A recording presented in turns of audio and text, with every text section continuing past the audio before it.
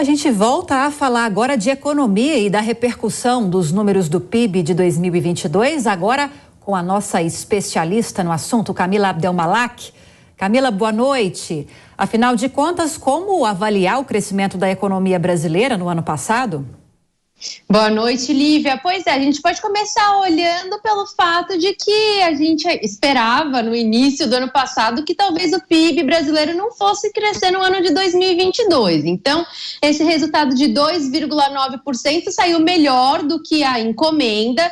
E aconteceu pelo fato de que o setor de serviços, que foi o grande protagonista do crescimento econômico no ano passado, pelo fato de que houve a reabertura da economia, a retomada das atividades presenciais, e o setor de serviços representa 70% do produto interno bruto brasileiro e acabou contribuindo com esse crescimento econômico em 2022. No entanto, a gente tem aí alguns sinais de atenção, como, por exemplo, a indústria, que mostrou um crescimento ao redor de 1%, e o setor agropecuário, que no ano passado recuou pelo fato que houve o encarecimento dos insumos, também no contexto do conflito do leste europeu, o encarecimento do preço dos defensivos agrícolas, dos fertilizantes. Isso acabou prejudicando bastante o setor em 2022. Mas a gente tem alguns sinais para fazer uma leitura agora do que esperar para 2023, porque é isso que importa.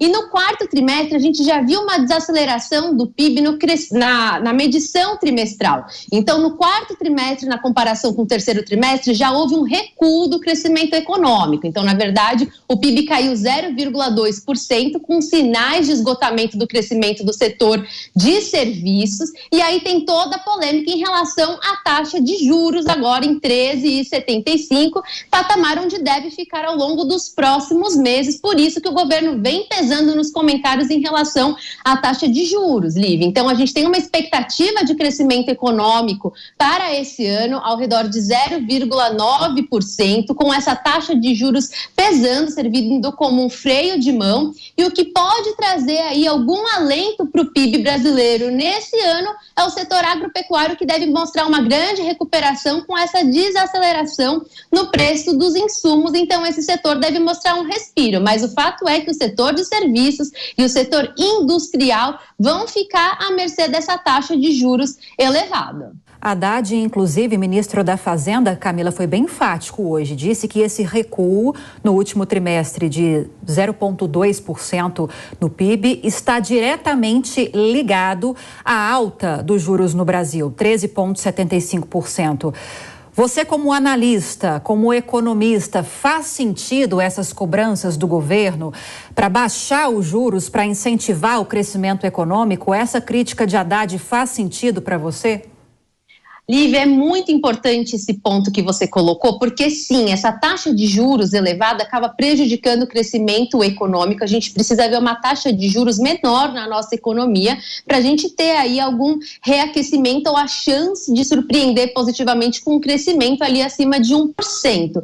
No entanto, a crítica, ela não está certa. O fato do Banco Central deixar essa taxa de juros num patamar elevado é simplesmente pelo fato de que há o risco em relação à condução das contas públicas. Então, responsabilizar a taxa de juros pelo enfraquecimento econômico está certo, só que o Banco Central aponta que a taxa de juros está nesse patamar justamente pelo fato de que há a incerteza e a falta de respostas por parte do governo em relação à condução das contas públicas. Então, esse é um aspecto importante para a gente acompanhar, inclusive na próxima semana, porque já é uma promessa do ministro Fernando Haddad de entregar esse arcabouço fiscal, o instrumento que irá substituir o teto dos gastos. Se essa ferramenta funcionar, Lívia, isso pode reduzir a percepção de risco no mercado e aí, assim, os investidores acreditar que no Brasil tem uma sustentabilidade de uma taxa de juros menor. Então, a gente tem que avaliar aí com cuidado essas críticas em relação à taxa de juros, porque o fato do governo não sinalizar corretamente essa condução das contas públicas também atrapalha o movimento de corte de juros na nossa economia.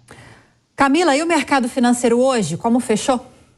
Uma queda de 1% no Ibovespa, fechando no patamar dos 103 mil pontos. O dólar ainda aqui, a moeda conseguiu segurar o tranco, fechou cotado no patamar de R$ 5,20, onde ontem fechou cotado em R$ 5,19. E o que pesou aqui no mercado acionário é justamente essa incerteza, Lívia, em relação à condução das contas públicas. O fato da Petrobras ontem ter anunciado a distribuição de dividendos recorde, estrondosa, que sempre acaba sendo criticada, não foi o suficiente para segurar as perdas do Ibovespa hoje, porque, aliás, há grande preocupação com a condução da distribuição de dividendos ao longo dos próximos trimestres, com a política de preços que a empresa irá adotar, e do lado do campo fiscal, essa incerteza em relação à condução das contas públicas. Então, Ibovespa fechando em queda no dia de hoje com esse cenário doméstico turbulento. Estamos nos acostumando com isso, infelizmente, né, Camila? Obrigada pelas informações.